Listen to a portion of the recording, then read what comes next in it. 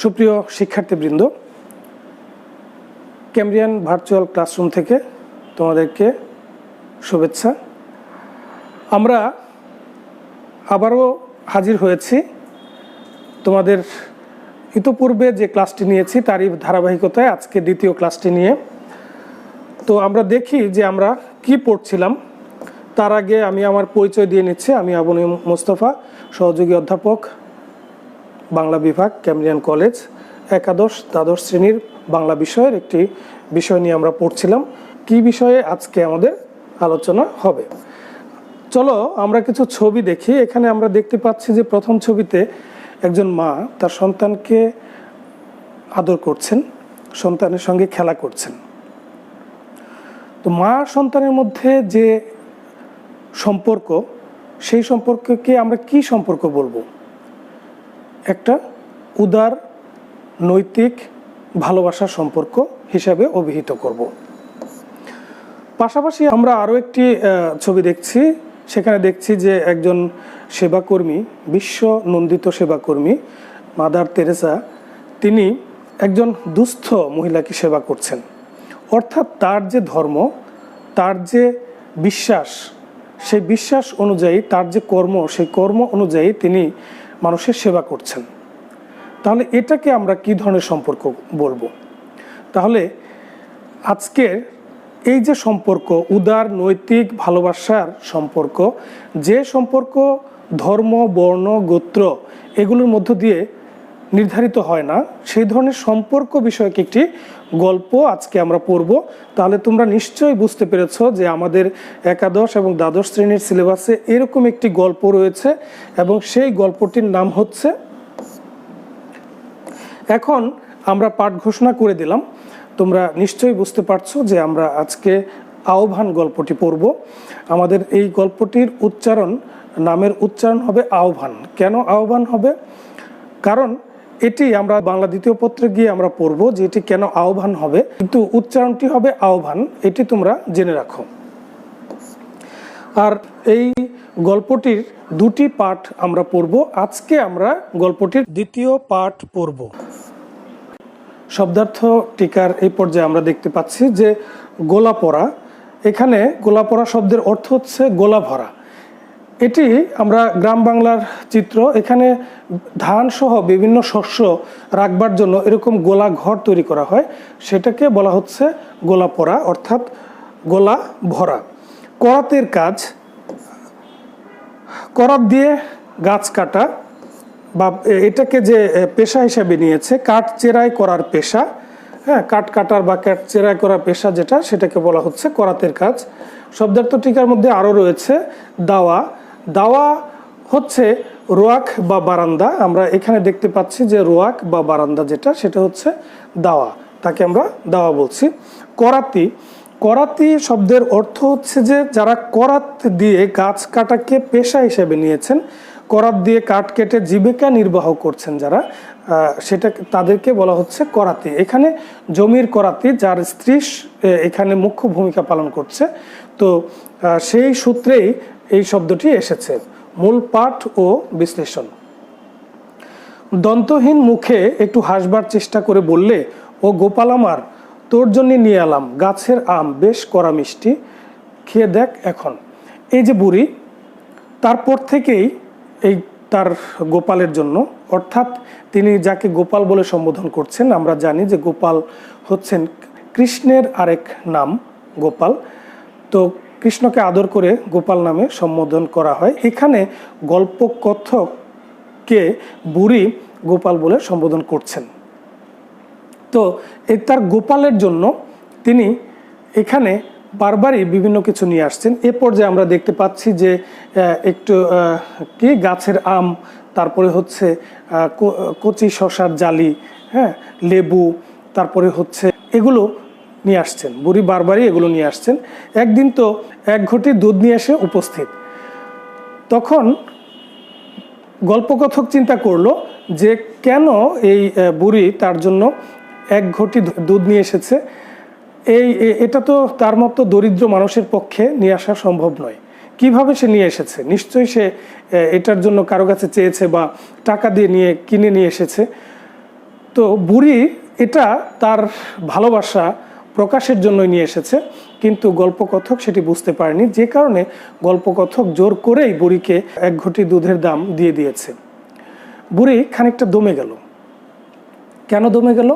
কারণ স্নেহের দান অমন করা ঠিক হয়নি। স্নেহ ভালোবাসার দান কিন্তু টাকা দিয়ে মূল্যায়ন করা সম্ভব নয়। এখানে গল্পকথক বুড়ির এই যে দান, এই যে তার প্রতি ভালোবাসা প্রকাশের যে চিহ্নস্বরূপ সে যে নিয়ে আসছে, কচি শসার জালি, আম, দুধ, এগুলো যে নিয়ে আসছে, কাঁচা কলা, তো এগুলো যে নিয়ে আসছে, এগুলো সে টাকা দিয়ে মূল্যায়ন করতে চেয়েছে। এই জন্যেই বুড়ি খানিকটা দমে গিয়েছিল বলে গল্পকথকের মনে হয়েছে। এখানে দেখো যে বুড়ি, এখানে দেখো যে পাকা টসটসে আম, হ্যাঁ, এখানে বুড়ি এবং তার হাজরা বেটার বউ, এরকমটা আমরা ভেবে নিতে পারি। ও গোপাল, তুই এই 2টি কচি শসার জালি মোর গাছের, এই নাও, নুন দিয়ে খাও দেখিন মোর সামনে। বুড়ি দেখো গল্পকথক এর জন্য কতটা উদ্গ্রীব, কতটা ভালোবাসা থাকলে গাছের কচি শসা ছিঁড়ে নিয়ে এসেছে এবং বলছে যে আমার সামনে খাও, আমি দেখতে চাই। অর্থাৎ এই যে আবেগ, এই যে ভালোবাসা, হ্যাঁ, একটি উদার নৈতিক ভালোবাসা, যেটার মধ্যে আসলে প্রত্যাশাটা খুব বেশি কিছু না, প্রত্যাশাটা কিন্তু খুব বেশি কিছু নয়। প্রত্যাশাটা হচ্ছে যে সে তার বুড়ি তার সন্তান তুল্য হিসেবে ছেলেটিকে দেখে, গল্পকথককে দেখে, এবং সেটা সে দেখতে চায়, যতদিন বেঁচে আছে ততদিন সে দেখতে চায়। এই প্রত্যাশা নিয়েই সে কিন্তু এই কাজগুলো করে যাচ্ছে। এখানে আমরা দেখতে পাচ্ছি যে বুড়ি, তারপরে দেখতে পাচ্ছি যে কচি শসার জালি, কখনো বা 1 ছড়া কাঁচকলা, কি 1 ফালি কুমড়ো, এগুলো নিয়ে এসেছে বুড়ি। কার জন্য? গোপালের জন্য, তার গোপালের জন্য, আমাদের জন্য হচ্ছে গল্পকথকের জন্য। এখানে কলার ছড়া, আর ওখানে হচ্ছে কুমড়োর ছবি দেয়া হয়েছে। বুড়ি আহ্লাদে আটখানা হয়ে বলল, গোপাল রে, ওই খাজুরের চটখানা পেতে দে। বুড়ি একবার অসুস্থ, সে সময় গল্পকথক বাড়িতে এসেছে, তাকে খবর দেওয়া হয়েছে যে বুড়ি খুব অসুস্থ, সে তোমাকে দেখতে চাচ্ছে, তুমি একটি বাড়ির জন্য হলেও বুড়িকে দেখে এসো। তো গল্পকথক বুড়িকে বিকেলবেলা ঘুরতে ঘুরতে দেখবার জন্য যায়। সেখানে গিয়ে দেখে যে বুড়ির অবস্থা আসলেই সঙ্গীন, সে উঠতে পারছে না, কিন্তু সে গল্পকথককে কিভাবে বসাবে, কিভাবে খাতির করবে, তার জন্য সেই অবস্থাতেই উদ্গ্রীব হয়ে আছে। তখন বুড়ি বলল যে আমার গোপালের জন্য আমি যে খাজুরের পাতার চাটাইখানা বুনে রেখেছিলাম, সেটি তাকে বসবার জন্য দাও।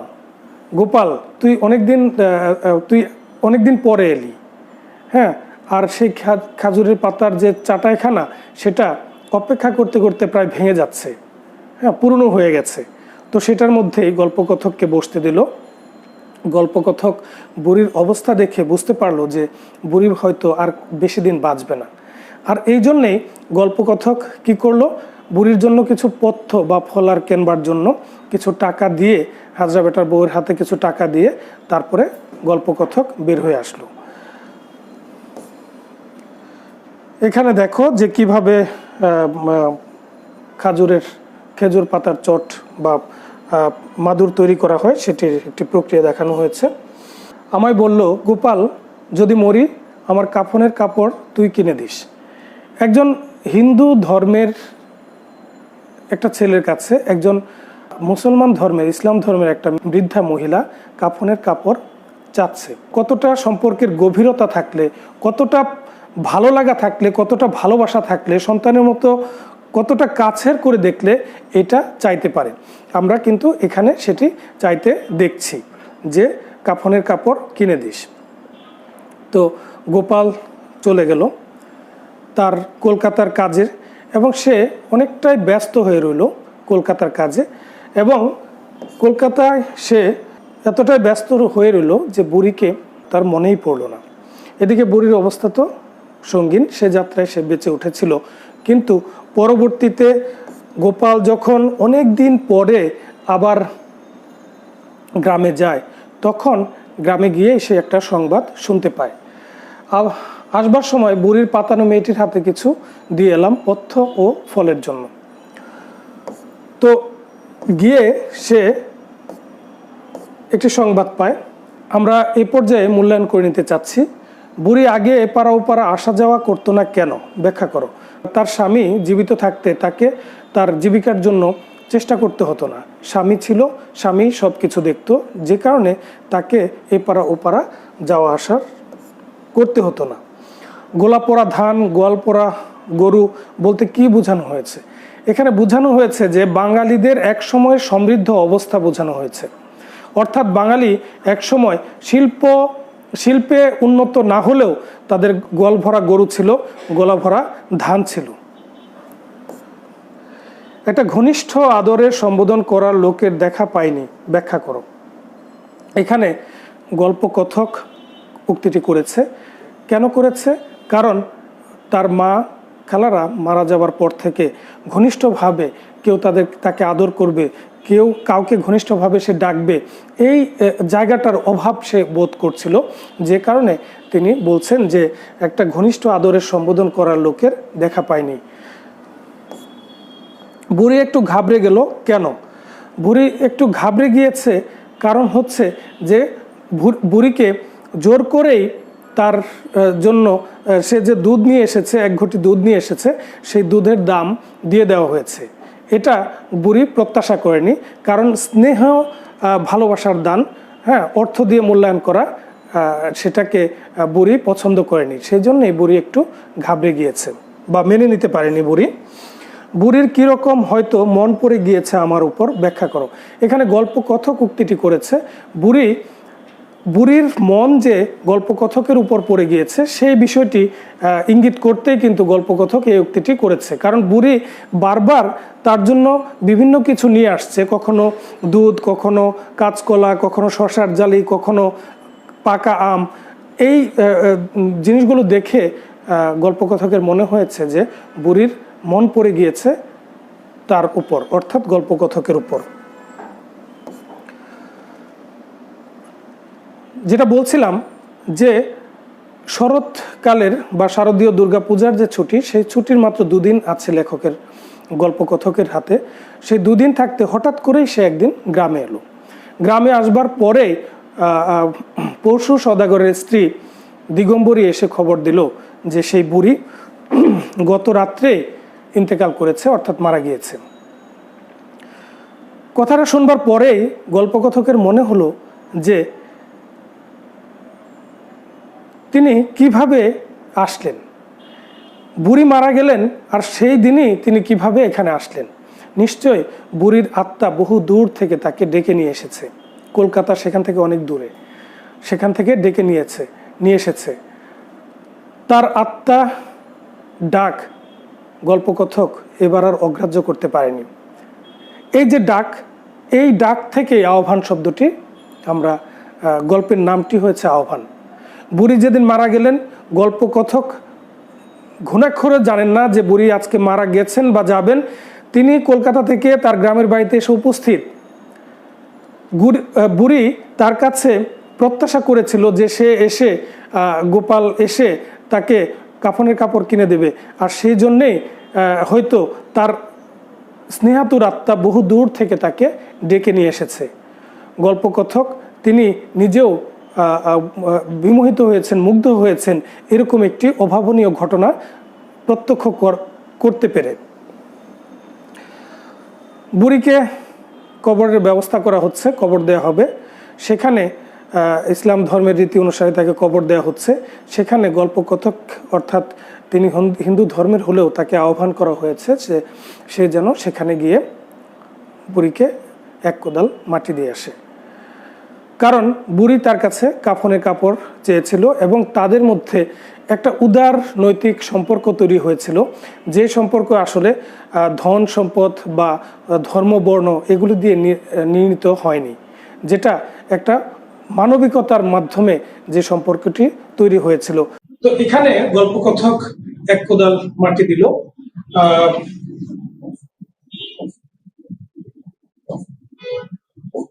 গল্পকথক বুড়ির কবরের উপর 1 কোদাল মাটি দিল। এটি আমাদের ধর্মের একটি রীতি। কাউকে কবরস্থ করা হলে যারা জানাজায় অংশগ্রহণ করে বা যারা সেখানে উপস্থিত থাকে তারা শরিক হয়, কবরে মাটি দেওয়ার ক্ষেত্রে সবাই শরিক হয়। তো এখানে গল্পকথককেও আহ্বান করা হয়েছে, যারা সেখানে উপস্থিত ছিল তারা আহ্বান করেছে যে তুমিও এক কোদাল মাটি দাও। গল্পকথক সেই ভিত্তিতে, সেই সূত্রে সেখানে বুড়ির কবরের উপর এক কোদাল মাটি দিয়েছে। তো এখানে আমরা দেখতে পাচ্ছি যে গল্পকথক বুড়ির কবরে মাটি দিচ্ছে। গল্পকথক তখন মনে করছে যে যদি বুড়ি বেঁচে থাকতো তাহলে বলে উঠতো, ও বেঁচে থাকলে বলে উঠতো ও মোর গোপাল। এখানে গোপাল হচ্ছে বুড়ির গল্পকথককে সম্বোধনের ডাক। এই সম্বোধনের ডাকটি কোত্থেকে এসেছে? গোপাল হচ্ছে কৃষ্ণের আরেকটা। এখানে কৃষ্ণের মা যশোদা তিনি গোপালকে বা কৃষ্ণকে যেভাবে আগলে রেখেছেন ছোটবেলায়, সেই আগলে রাখার বিষয়টি কিন্তু এখানে ফুটে উঠেছে গল্পকথক এবং বুড়ির মধ্যে। এখানে বুড়ি হচ্ছে মাতৃতুল্য আর গল্পকথক হচ্ছে সন্তান তুল্য। গল্পকথক এখানে বলছেন যে যদি বুড়ি বেঁচে থাকতো তাহলে তিনি তাকে বলে উঠতেন যে অমর গোপাল, অর্থাৎ তিনি তাকে সেইভাবে আবারও সম্বোধন করতেন। এখানে আমরা দেখতে পাচ্ছি যে এই যে গল্পটি আমরা এতক্ষণ পড়লাম, সেই গল্পের মধ্যে কিছু তাৎপর্যপূর্ণ কথা রয়েছে, তাৎপর্যপূর্ণ বিষয় রয়েছে, সেগুলো আমরা একটু দৃষ্টিপাত করব এখন।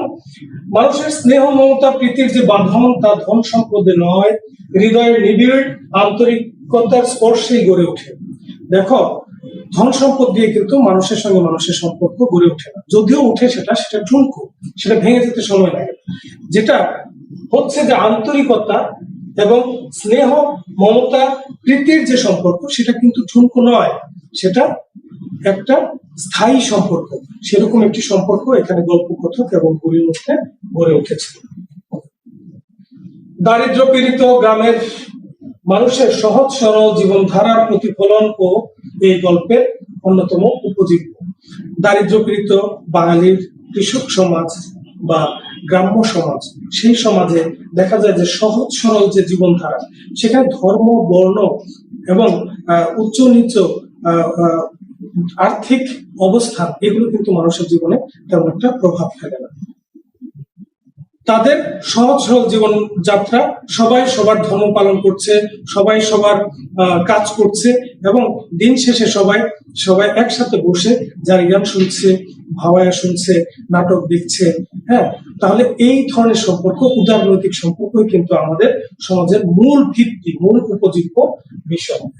সেটি কিন্তু আমাদের এই গল্পে ফুটে উঠেছে। এই গল্পে লেখক দুটি ভিন্ন ধর্ম, বর্ণ, আর্থিক অবস্থানে বেড়ে ওঠা চরিত্রের মধ্যে সংকীর্ণতা ও সংস্কার মুক্ত মনোভঙ্গির প্রকাশ ঘটিয়েছে। হতে পারতো এটি একটি সাম্প্রদায়িকতার গল্প, কিন্তু সেটি কিন্তু লেখকের মুখ্য উদ্দেশ্য কিন্তু সেটি দেখানো নয়। তিনি দেখাতে চেয়েছেন যে এখানে একটি উদার মানবিক সম্পর্কের গল্প। এটি তিনি দেখাতে চেয়েছেন যে ধর্ম, বর্ণ বা এখানে আর্থিক অবস্থান সেই সম্পর্কটাকে নষ্ট করতে পারে না। আমাদের যে আবহমান কালের চিরায়ত বাঙালি সমাজের যে চিত্র, সেটি কিন্তু তিনি এখানে তুলে ধরবার চেষ্টা করেছেন, যেটি বিভিন্ন সময় বিহত হচ্ছে, কিন্তু আমাদের মূল ভিত্তি কিন্তু আমাদের সেই আবহমান যে বাংলার চিত্র, সেটি কিন্তু ধর্ম, বর্ণ এখানে কোনো প্রভাব ফেলতে পারে না। মূল্যায়নে আসি আমরা আবারও। বুড়ি কথকের জন্য কি কি এনেছিল তার একটি তালিকা তৈরি করো। আমি বারবার বলেছি গল্পকথকের জন্য বুড়ি কি কি এনেছিল, তোমরা এটার একটা তালিকা তৈরি করবে, কারণ হচ্ছে যে এটি একটু ইম্পর্টেন্ট বিষয়। উপরে দিচ্ছে যে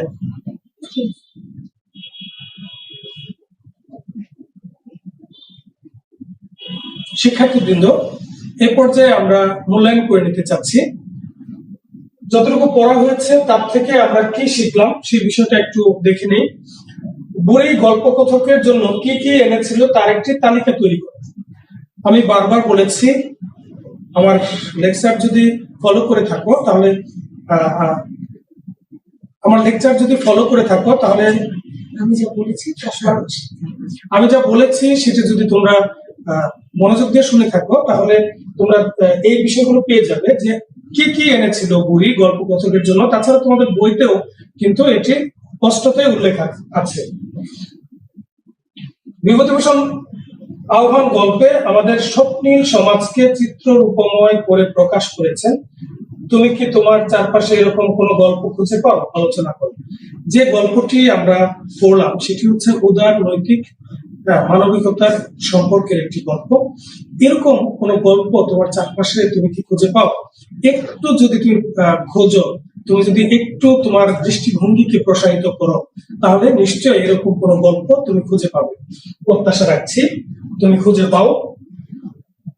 বিভূতিভূষণ আহ্বান গল্পে ধনী দরিদ্রের বৈষম্য, বিভিন্ন ধর্মের মানুষের দূরত্ব, সংস্কার ও গোড়ামি ঘুচিয়ে যে উদার মানবিক সম্পর্কের কথা বলেছেন, বর্তমান সমাজ বাস্তবতায় মন্তব্যটি সম্পর্কে যুক্তিপূর্ণ মতামত দাও। বিভূতিভূষণ বন্দ্যোপাধ্যায় যে বিষয়টি দেখিয়েছেন সেটি আমাদের আবহমান বাংলার একটি চিত্র। সেখানে ধনী দরিদ্রের বৈষম্য, সেখানে ধর্মীয় বিধিনিষেধের বৈষম্য, সেখানে উচ্চ নিচু প্রভেদ, এগুলো কিন্তু আমাদের সমাজ ব্যবস্থায় বাঙালি আবহমান বাঙালি সমাজ ব্যবস্থায় সেটি ছিল না বা সেটি নেই। মাঝে মাঝে এরকম দুই একটি ঘটনা ঘটেছে যে সেগুলো আসবার চেষ্টা করেছে, কিন্তু আমাদের সমাজ তা প্রতিহত করেছে। তো এরকম উদার মানবিক সম্পর্কের কথা বলেছেন। বর্তমান সমাজ বাস্তবতায় সেটুকু মানে সেটি কতটুকু প্রযোজ্য বা কতটুকু সেটি এখনো প্রচলিত আছে সেই বিষয়টি সম্পর্কে তুমি তোমার মতামত বা যুক্তিপূর্ণ মতামত প্রদান করবে।